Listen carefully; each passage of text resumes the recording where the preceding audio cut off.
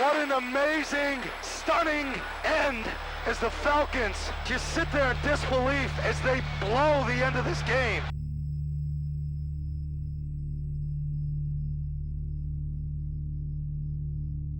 They say history is written by the victors. You've heard the story of 28-3 1,000 times. From NFL films, from this channel, from you yourself watching every painful minute on live TV just 4 years ago. We've heard it in Tom Brady's words, Edelman's words, and Bill Belichick's very few words. But we don't often get to see it through Atlanta's eyes. What decisions were they making? What dilemmas they faced? How did they allow this to happen? This video will cover the Patriots' unbelievable 25-point comeback, all from the point of view of the team that blew it. This is 28-3 from the Falcons' perspective. Why? There's really no reason why. Let's get the sponsor out of the way before we get into it. What do you see here? Me working on my new studio, and in the process of soundproofing this oddly shaped room, I discovered a problem.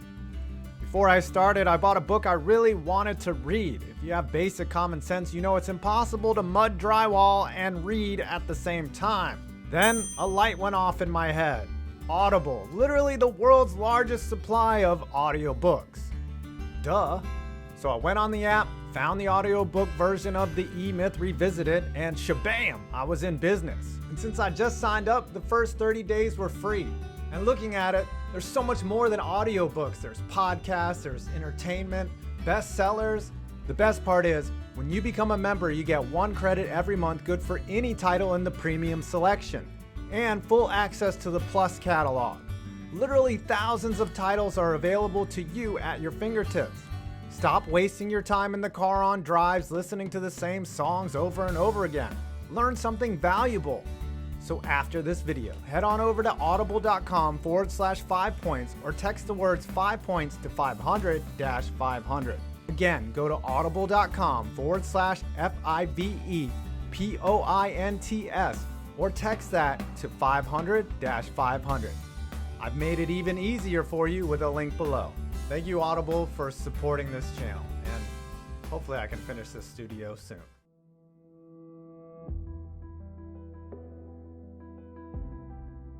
Houston, Texas, February 4th, 2017. There are 8 minutes and 31 seconds remaining in the third quarter of the Super Bowl. The Falcons, 3-point underdogs, lead the Patriots 28-3 following a Matt Ryan touchdown pass to running back Tevin Coleman. This is just the second Super Bowl appearance in the Falcons' 51-year history, and up 25, they're in prime position to take home their first Lombardi. The Patriots are playing in their 6th Super Bowl in 16 years. When Tom Brady is their quarterback, they make the Super Bowl 40% of the time. But they've never been down like this in the big game. Not even close. The Falcons are led by their 4-star general, second-year head coach Dan Quinn. Quinn knows all too well about the Patriots' resilience. 2 years prior to this day, Quinn served as the defensive coordinator for the Seattle Seahawks, who were up 10 points in the fourth quarter of Super Bowl 49. Tom Brady led 2 fourth-quarter touchdown drives against Quinn's defense to take a 28-24 lead before Patriots rookie cornerback Malcolm Butler sealed the deal in the end zone. Running the offense for Dan Quinn is a much younger general, Kyle Shanahan. And though Shanahan is just 36, 2 years younger than Tom Brady, he's already got 12 years of coaching experience in the NFL. A lifetime, really, considering he grew up at the hip of his father, 3-time Super Bowl champion Mike Shanahan.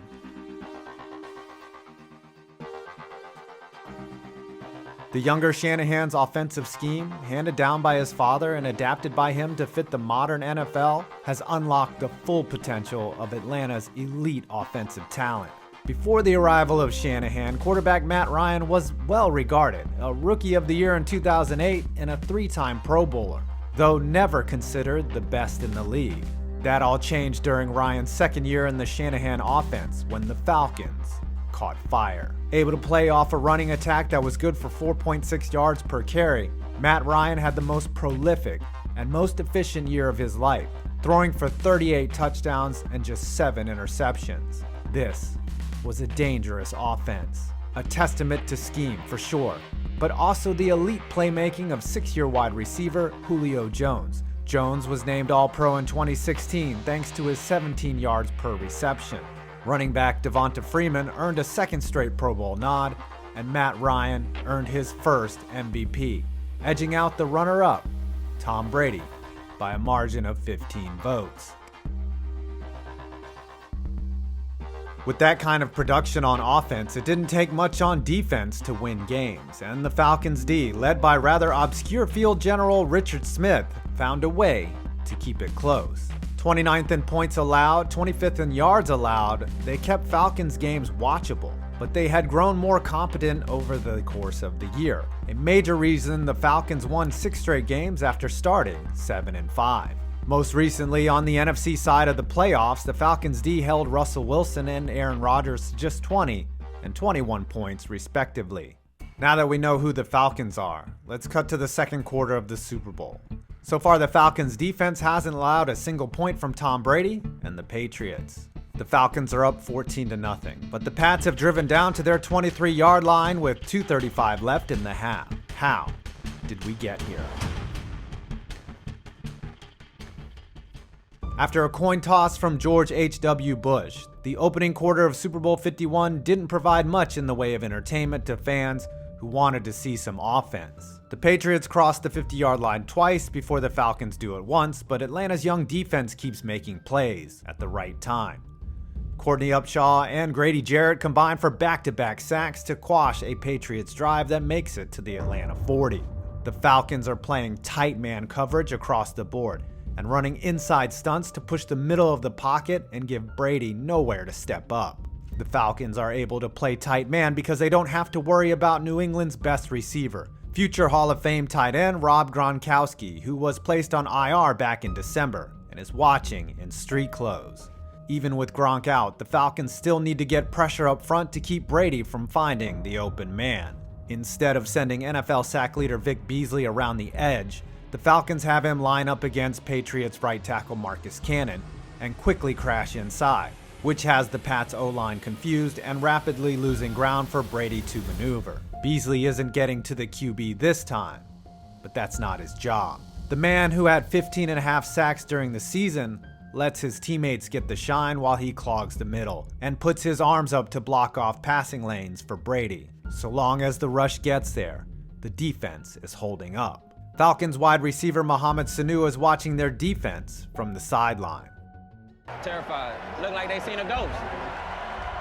Later, to start the second quarter, the Falcons have let the Pats drive to their 33-yard line, but another rookie, linebacker Deion Jones, rips the ball out of monstrous running back LeGarrette Blount's arms to force the first turnover of the game. On the other side, the Falcons can't pass the ball like they're used to because of one huge problem. Julio Jones isn't getting open. The Falcons move him everywhere, both sides of the offense, even in the slot, but there's still no separation. On the first drive of the second quarter, Matt Ryan makes a very deliberate decision regarding the Jones problem. Ryan says, "I'm gonna throw it to him anyway." Matt Ryan fakes the run and throws a dart to Jones, who's tightly covered in the middle of the field by Logan Ryan. Jones wrestles the ball away and comes down with a 19-yard gain. The Falcons' offense has come to play.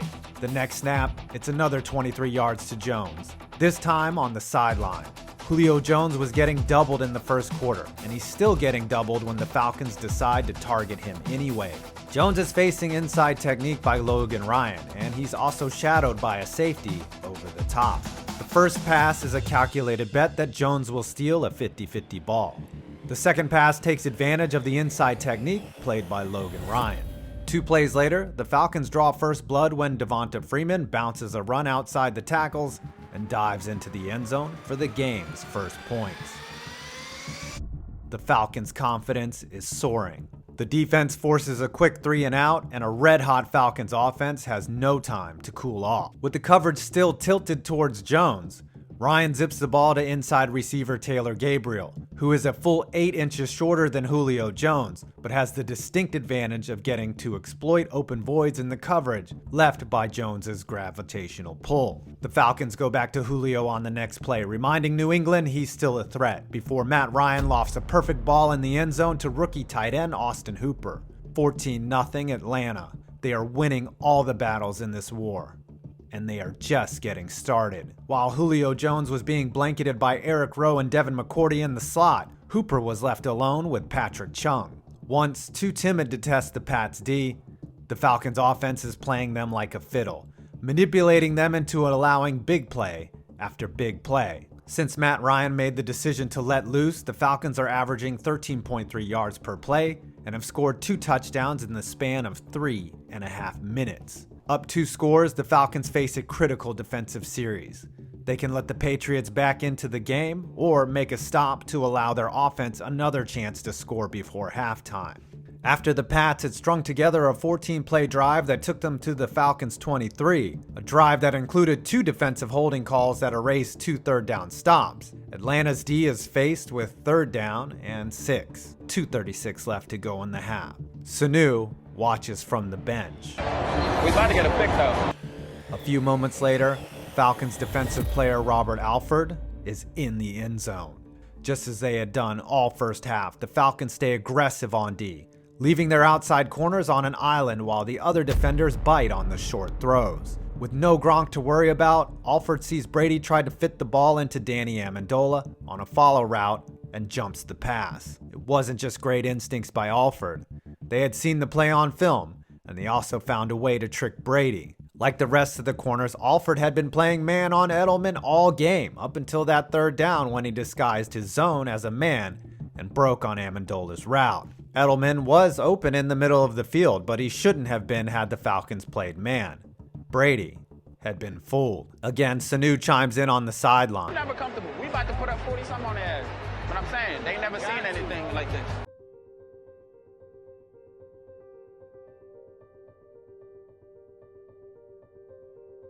The score is now 28-3. After Alford's pick 6, the Falcons allowed the Patriots to drive down the field and kick a field goal before half, breaking the shutout. The Falcons didn't panic though. After some Lady Gaga aerials during halftime, the Falcons and Matt Ryan chose to keep airing it out, this time to Tevin Coleman for another touchdown that extended the lead to 25. More than halfway through the 3rd quarter, the Falcons' defense has made a crucial stop on 3rd down, bringing up 4th and 3. Still down 4 scores, the Patriots are forced to go for it. A stop here would give the Falcons offense a chance to push their lead to 32. Though it seems like it doesn't matter with a 25-point lead, the Falcons are actually desperate here. And later, you'll find out why. When Tom Brady motions Danny Amendola, they show their hand. The Falcons are sticking to what has worked all game: man coverage. Brady finds Amendola, who breaks away for a 17-yard gain on the 4th and 3. This is the beginning of the end. The Falcons defense fooled Brady in the first half, leading to Robert Alford's pick 6. Now the Falcons are the ones who have to catch up. The Patriots drive goes on for 14 plays, 6 minutes in game. 17 yards, 2 yards. Brady runs it himself for 15 on 3rd down. 4 yards, 9 yards, 2 yards. And finally, the Falcons relinquish their first touchdown, a 5-yard pass to running back James White. Jalen Collins tries to stick with White, playing as aggressive as he has all game, but overruns him, and he dives into the end zone, the same patch of turf where Devonta Freeman first scored a few hours ago. All is not lost on this drive. Gostowski misses the extra point, and just as important, the Falcons recover his onside kick at the Patriots' 42. The Falcons now have 2 priorities on this offensive drive: add to the lead and eat up clock. Actually, either one will do. A byproduct of eating the clock, it'll give the defense a chance to catch its breath after a taxing 14-play drive. A couple runs will keep the clock ticking, but Kyle Shanahan calls a pass to start the drive. Back to the run, Tevin Coleman gets the Falcons into field goal range, but a Jake Matthews hold pulls them back into no man's land. They can still eat up some clock, but Shanahan inexplicably calls back-to-back passes. The first hits the ground incomplete, and the second results in a sack. The Falcons only chew up 2 minutes off the game clock and retreat 12 yards on a drive that was tailor-made for easy points. There's one huge question on everyone's mind. Why aren't the Falcons running the ball? Matt Ryan knew it too, but because Kyle Shanahan is taking too long to call pass plays that aren't working, Ryan doesn't have time to audible. With the way Kyle's system was set up, he took more time to call plays, and we shifted motion a lot more than we did with former coordinator Dirk Cutter, Ryan will say after the game. You couldn't get out of stuff like that. We talk about being the most aggressive team in football, and I'm all for it. But there's also winning time. You're not being aggressive by not running it there. Ryan's words spell out an internal rift threatening to sabotage the Falcons. On offense, the Falcons are taking their time, but not grinding any clock. On defense, things are simply moving too fast, and they are also faced with a dilemma. The plan to run man defense has worked better than expected, but naturally there's a downside. Man defense leads to far more fatigue than zone, given that the defenders are chasing receivers down and across the field every play. They can either run man and wear their defensive backs out, or switch to zone and let Tom Brady pick them apart. Atlanta has yet another problem on defense, and it's severe enough to let the Patriots march from inside their own 15 into the red zone. Their pass rush that had once pushed Brady off his spot is now giving him ample time to throw. The long drives have worn out their entire rotation of pass rushers, and the Falcons' coverage can't hold up long enough. The defensive line is still stunting, but it's not as effective now that Brady has found the holes in the secondary. But there's one player who still has enough energy to push the pocket. Second-year defensive tackle Grady Jarrett, who uses his sheer strength to collect 2 sacks in a row and force the Patriots into kicking a field goal. But the field goal still cuts the score to 16 points, or in other words, 2 possessions. Alarm is now starting to stir on the sidelines. Let's go ahead to 8:30 left in the fourth quarter. Here's the situation. Atlanta has 3rd and 1 at their own 36-yard line. Kyle Shanahan has wisely run the ball on consecutive plays to start the drive, but inexplicably, Matt Ryan still snaps the ball with 9 seconds left on the play clock. In 4 instances in the fourth quarter, Ryan will snap the ball with a running game clock and double digits left on the play clock. Even worse, Tevin Coleman is now injured, leaving them without one of the best third down backs in the game. Devonta Freeman is thrust back into the game and on 3rd down makes a mistake that changes history. My mistake is a scar, Freeman will later say about what is going to happen next. 1 yard to go, Ryan is in the shotgun. For whatever reason, he snaps the ball with 15 seconds left on the play clock. Freeman's assignment is to chip the edge rusher and release for an easy check down. Instead, he whiffs on Dont'a Hightower, who gets to Ryan and pops the ball into the air. Patriots defensive tackle Alan Branch falls on it. Immediately after the game, Freeman would deny that chipping Hightower was his responsibility. Shanahan says the opposite, that Matt Ryan was expecting a block from his running back. Freeman later admits his fault. But the fact of the matter is, a run play on 3rd down would have caused significantly less confusion. So why didn't the Falcons give the ball to Freeman, who averaged 6.8 yards per carry in the biggest game of his life? It's no surprise what happens when you give Tom Brady a short field. He completes 4 straight passes, and once again, Jalen Collins is burned for the touchdown. A 2-point conversion by James White makes it an 8-point game with 6 minutes remaining. The Falcons' offense, which has now turned anemic, if not totally self-destructive, has one last gasp of life in them.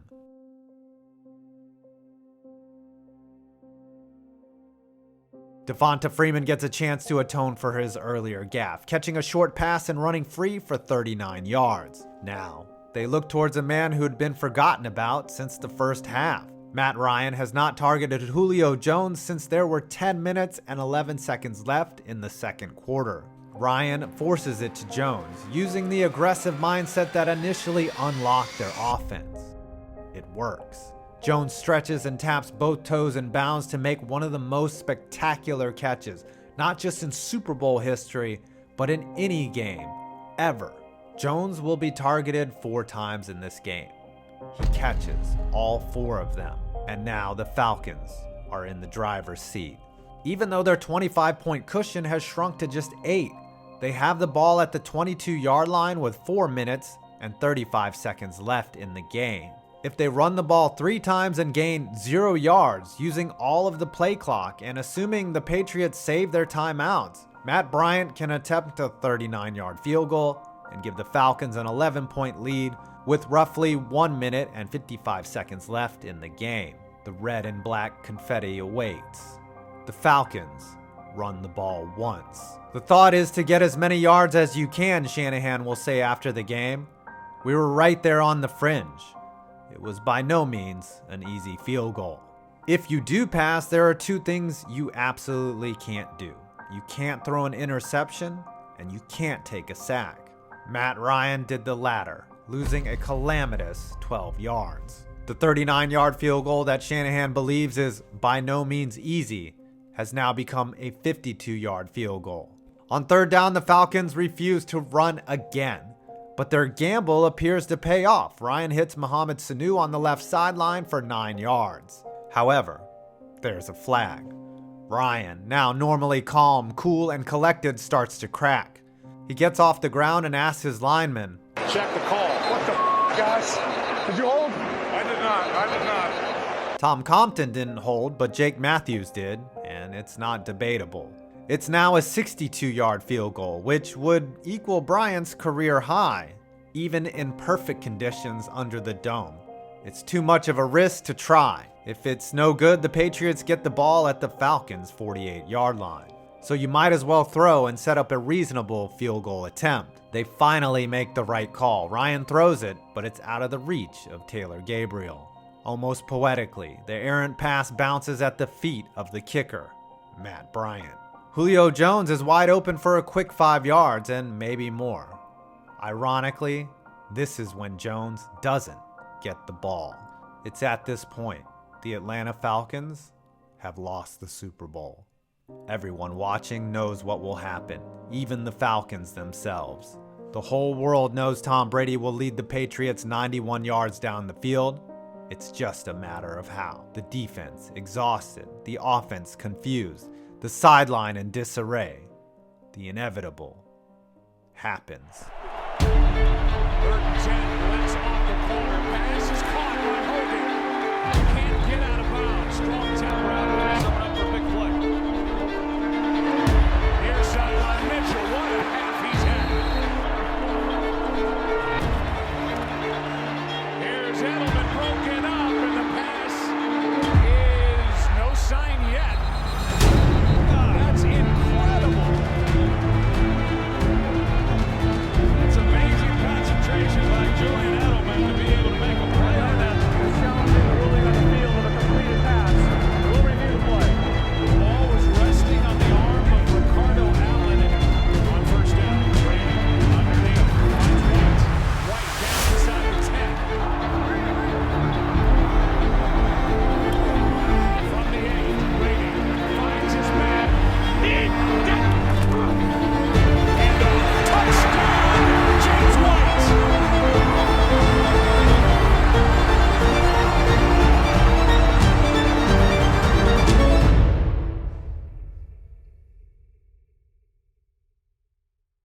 Here, when the Patriots snap the ball, it will be their 92nd play on offense. The average team snaps the ball somewhere between 60 and 65 times per game.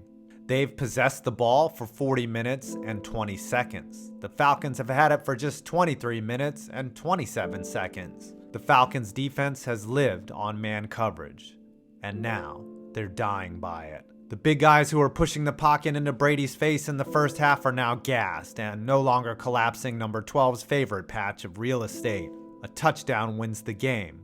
A goal line stand will force a short field goal, which will give the Falcons a chance to tie or win the game on a touchdown. And there's one outcome that will greatly increase their chances of winning: a turnover. On 1st and goal, Brady drops back to throw, ready to win the game with his arm. He floats a fade to his tight end, Martellus Bennett. Vic Beasley, playing man-to-man, is all over it.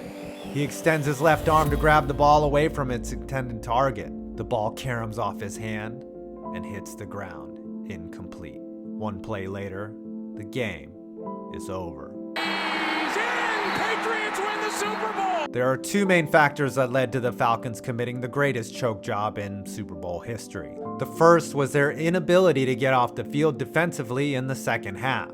Over the course of the whole game, the time of possession was greatly in favor of the Patriots, not the team that was leading.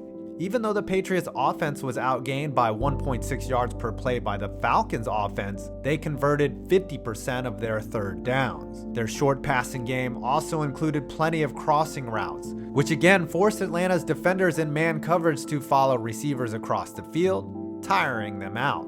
By the time overtime came around, the Pats could play more aggressively, attacking a tired defense to the tune of 8.3 yards per play, all through the air, save for the final touchdown run. The second factor, play calling following Tevin Coleman's touchdown. Immediately after that score, the Falcons should have started slowing the game down on offense. Instead, they foolishly assumed that since their aggressive style got them where they were, it was best to keep their foot on the gas. They should have made Devonta Freeman the centerpiece of the second half after he rushed for 71 yards in the first two quarters. Instead, he finished the game with just 75 yards. The Patriots, on the other hand, shifted their philosophy, abandoning the run and taking their power back off the field in favor of James White, who ended up catching 14 passes out of the backfield. They found the hot hand on offense, and they rode him to victory. The Falcons called plays like they didn't trust their defense, the same defense that had held the Patriots to -4 points in the first half. Offensive philosophy is secondary to the game situations, something Kyle Shanahan failed to realize. Shanahan would repeat his failures as the 49ers head coach in Super Bowl 54, blowing a 10-point lead to the Chiefs. The Falcons can't be blamed for Tom Brady's second half greatness or a few bounces of the ball that went against him. But you don't lose a 25-point lead through just bad luck. You can lose an 8-point lead or a tie ball game due to luck, but it was their own poor decision making that led them to the brink.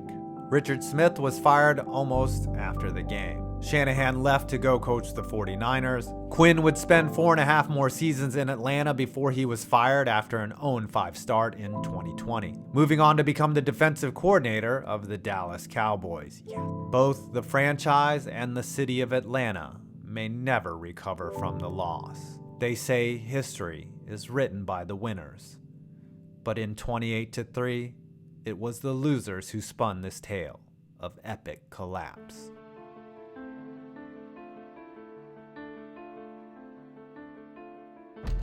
Well, I hope you enjoyed this video. A year ago, I asked what if the Falcons had just kneeled when they were up 28-3, and the results of that will also shock you. I'm 5 Points Viz, and you made it to my next video, and special thanks to Will Keys, who wrote this epic script. Thank you.